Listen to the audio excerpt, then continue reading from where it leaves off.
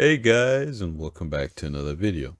And today I wanted to go over the questions and the answers that CIG had in their latest Star Citizen Lives for personal hangars and cargo elevators. Now, of course, recently uh, they had to push the feature back to a .x patch, and we talked about that in a previous video.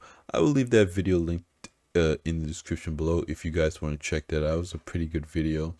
Um, but they finally were able to get to answer a lot of the questions that we had about hangars from previous Inside Star Citizen. And the reason why they didn't have this Star Citizen Live sooner was because that Jared actually injured himself, which I'm glad to hear that he's doing okay now, but I didn't know anything about that. So that's really interesting. Glad Jared's doing okay, and that we finally get some more information about hangars.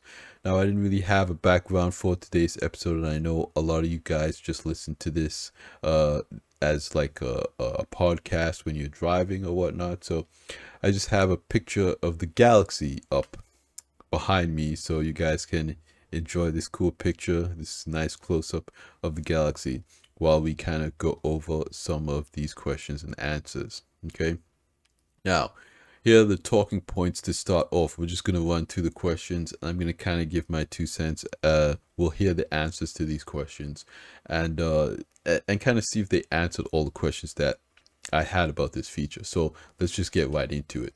So the first question essentially was, how do we prevent unwanted people, unwanted players from getting into these hangars? And the simple answer is that they will be teleported out, just like if you see someone go into a hangar, their personal hangar, and somebody is pad ramming or following in behind them, they will just get impounded or teleported back to the station or spaceport. This is pretty straightforward. In the future, what they want to have happen is for there to be more security at these locations. So if you're in Pyro, for instance, or at an unmonitored location, more likely what will happen is that there will be members of the gang securing this location, people that you have good reputation with. And that's the whole reason why you have your hangar there. They will essentially be protecting this location, and unwanted people cannot get into your hangar.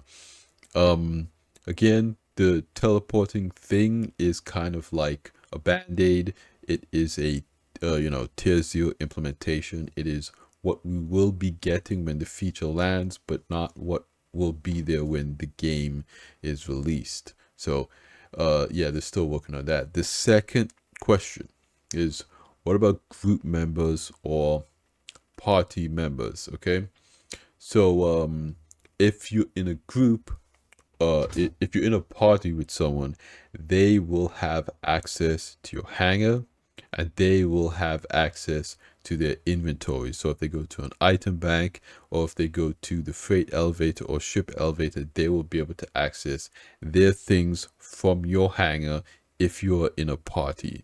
Now, CIG was playing with the idea of allowing them to access your ships and items, but for this initial release, they decided that that was a little too much power for just having a random party member being able to access those things. So that might come in a later release when CIG have specific permissions enabled.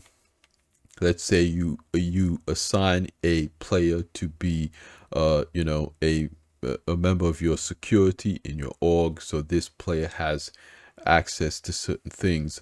Then that might be a situation where they can access your inventory. But right now, in this first initial release, players in your party will be able to access their own personal items from your hangar. Okay, what happens if you buy a larger ship than the hangar that you've been assigned? So essentially how it works is that when you enter the game and choose your home location, you will get a hangar for the largest ship you own. So if you own a Cutlass, you will get the hangar that will fit that Cutlass. And in game, if you buy an 890 Jump, that ship will obviously not fit in that hangar. We talked about that in my video a little bit. And people, were theory crafting, maybe the hangar will expand, maybe you'll be able to move.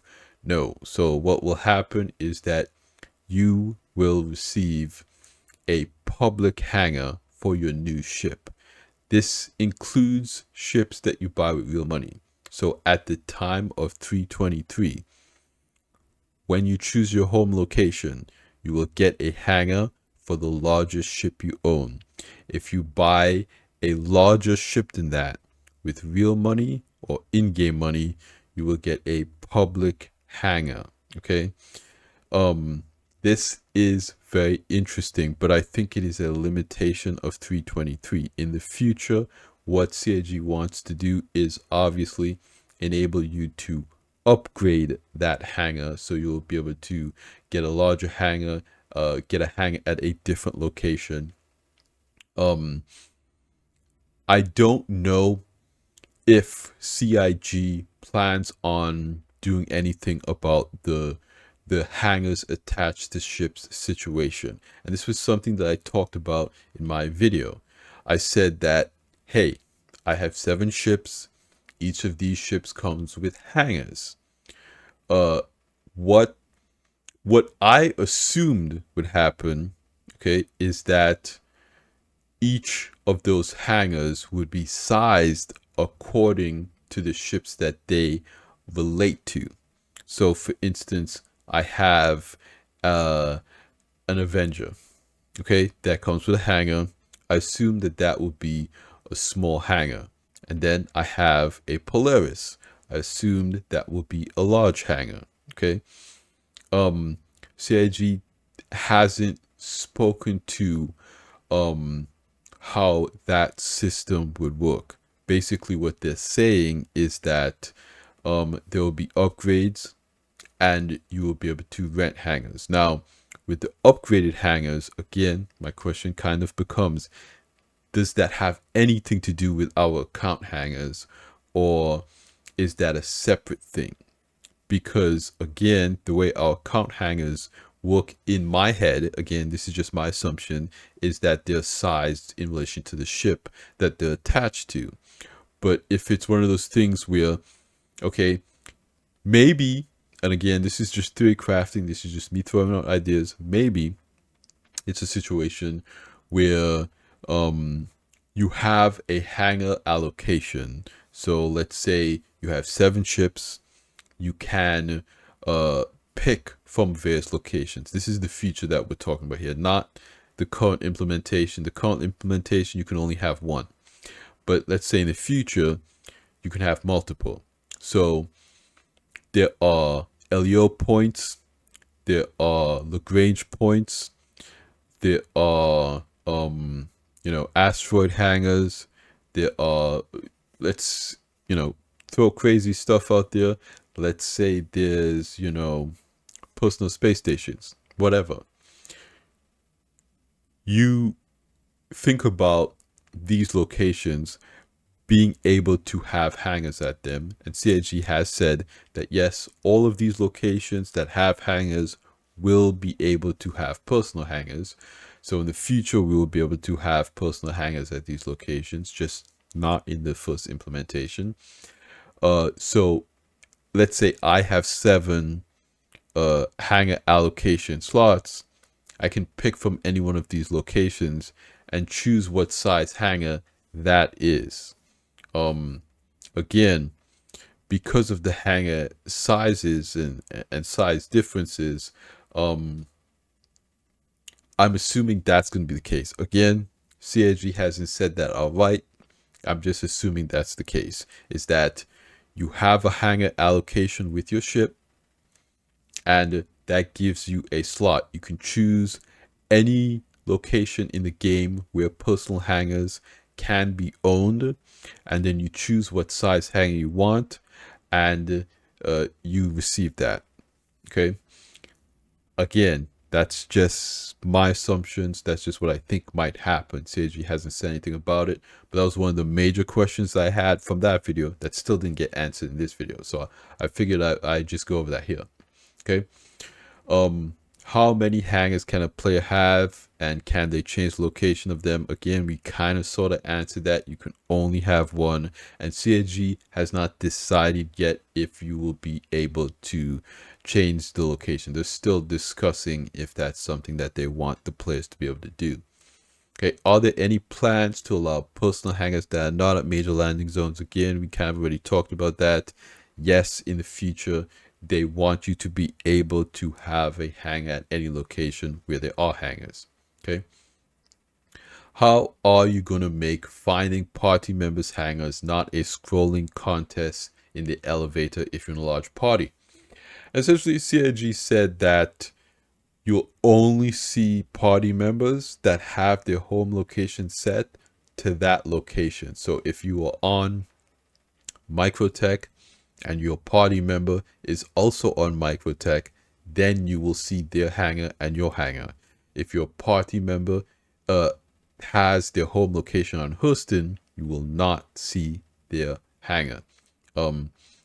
That will kind of help alleviate how many hangars you see, but they haven't really said anything on, them doing anything else to limit if your hangar can be seen. And I think this is kind of another good thing that permissions can enable and disable.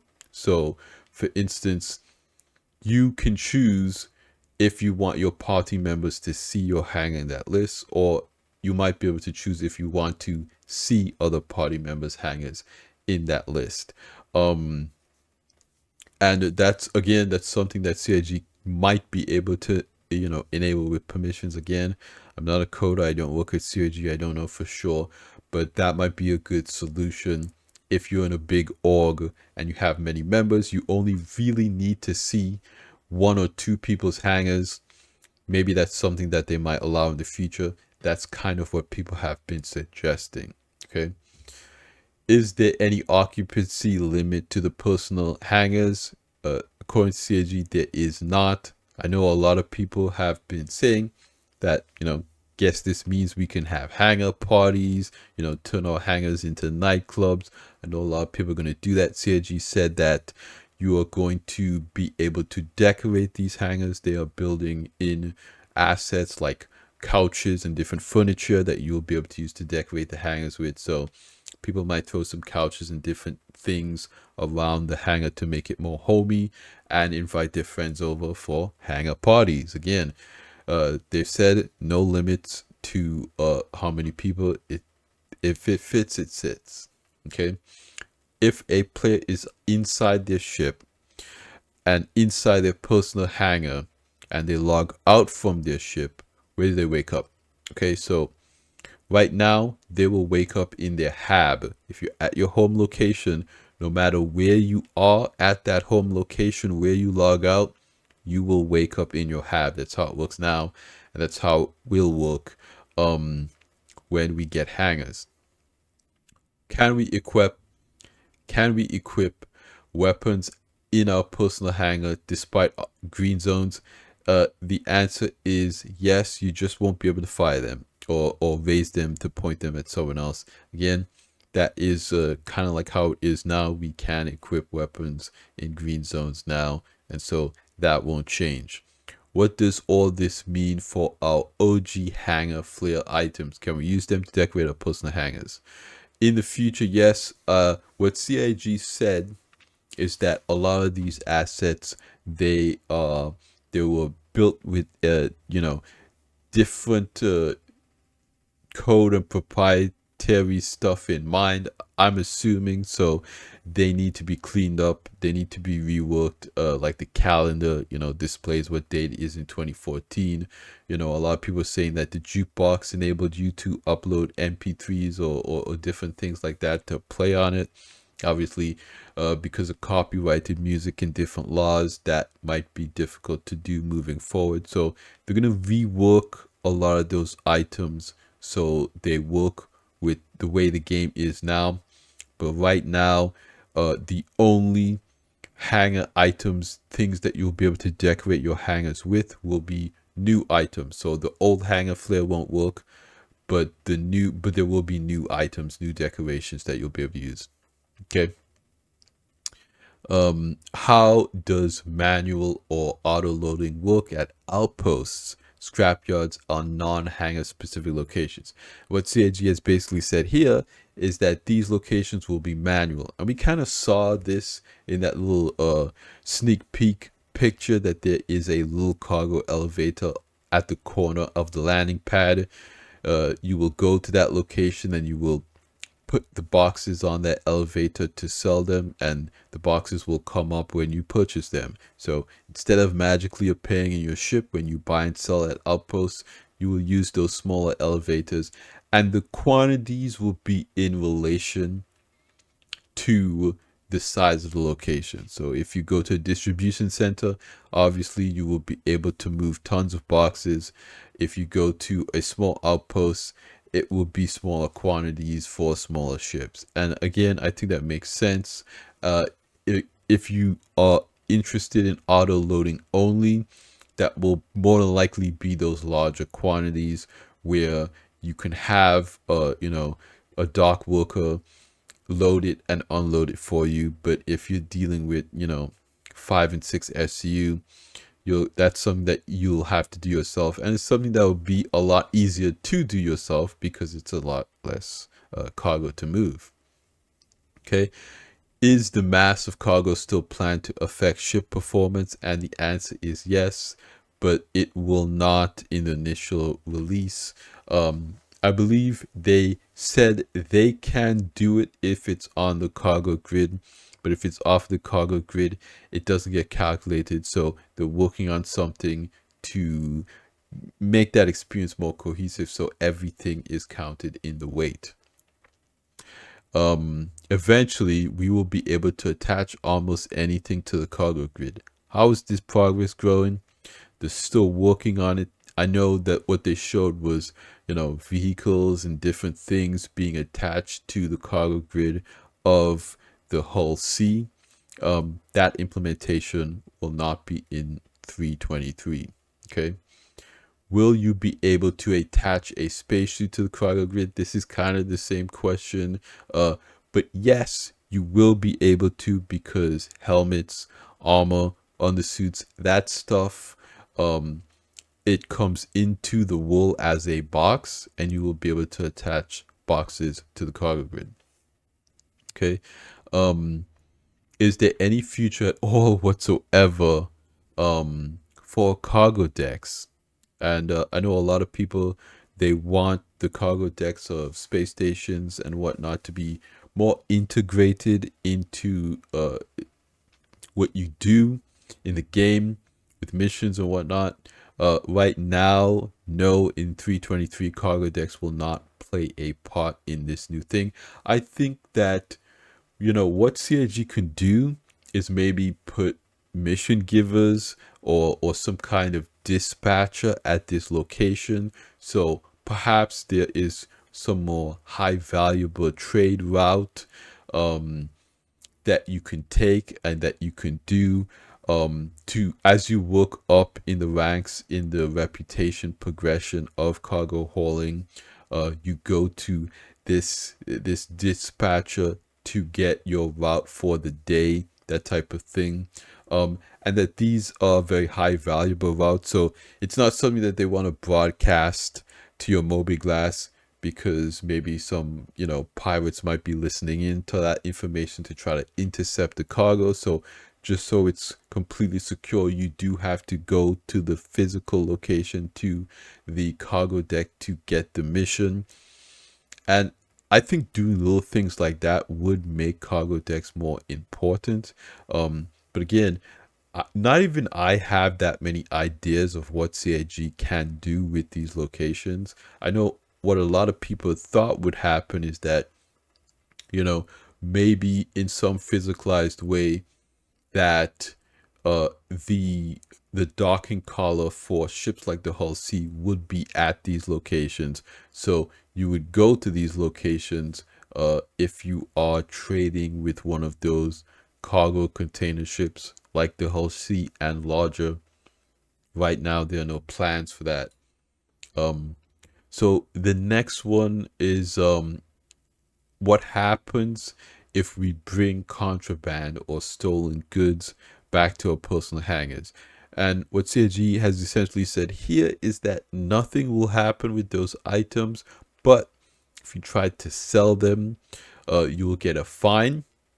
If you try to sell them at a no questions asked location, you will get less money. So if you try to sell them at a landing zone, you're not supposed to do that. If you try, well, if you try to sell them at a landing zone, that isn't the location that you're supposed to. So, again, there's kind of no reason to do that, because most people who are doing, hauling missions, they are not getting paid for the cargo. They're just getting paid to move it.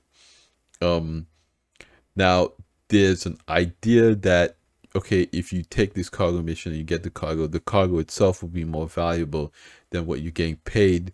More likely you're getting paid like 15% of the value of the cargo. I don't know the exact number, but that the overall cargo would be more valuable. So you should sell this cargo at a different location and get all the money for it. For the cargo as a trader would. So it's essentially free cargo. CIG wants to disincentivize that. So if you sell that cargo at a landing zone, you'll get fined for doing that. And of course, you'll get bad. Again, that's not something you want to do, because with reputation, you will get bad reputation and you won't get hauling missions that are good. So you don't want to do that.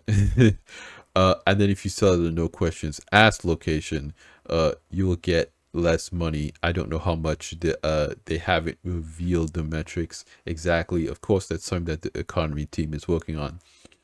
But it makes sense. I think that implementation is pretty good, because they don't want to disincentivize piracy altogether, but they just want to, make it something that you have to think about. Okay, so current storage crates are indiscernible from one another. Will they add nameplates or different appearance boxes? Not in this initial release, but that's something that they want to do. And again, that's something that makes sense. I have a bunch of guns in this box. I want to make it black so I can tell that, hey, there are guns in that box. Or maybe put a label on it and say, hey, this box has guns in it. It's something that many crafting and survival games have, is where you can label your treasure chests, for instance, with the things that you have in that storage chest. And so when you're crafting or doing anything, you go back to that chest and say, I have these materials in this chest, I have that materials in that chest. Again, crafting's not really in Star Citizen yet, so that level of organization I don't think is really necessary just yet, but it's something that I think CIG will definitely have to do in the future once crafting does come online and you want to be able to differentiate the materials that you have in different boxes. Right now, you open up the box, you have guns in there. It's like kind of no big deal. Obviously, more people will loot and store things in these boxes as, the functionality comes online. So it is something that I definitely hope that they update us on soon. Okay. How much total SCU can the freight elevators hold? The dev that was speaking on this didn't know the exact numbers, but what he did say was that there will be 4 different size cargo elevators: small, medium, large, and extra large. I'm assuming these cargo elevator sizes are relative to the hangar that they're attached to. So you go to a small hangar, you get a small cargo elevator. Obviously, that makes sense. If you are flying a small ship and you get a small hangar, you're more than likely not going to be able to fit a tank in that ship. So you really don't need an elevator big enough to bring up a tank. But if you are flying a C2, for instance, and you get that larger hangar, you will eventually need to be able to bring up a tank from the cargo elevator. Again, in this initial implementation of personal hangars and the cargo elevator, we will not be able to bring up ground vehicles in the cargo elevator, but they're sized so we will be able to in the future.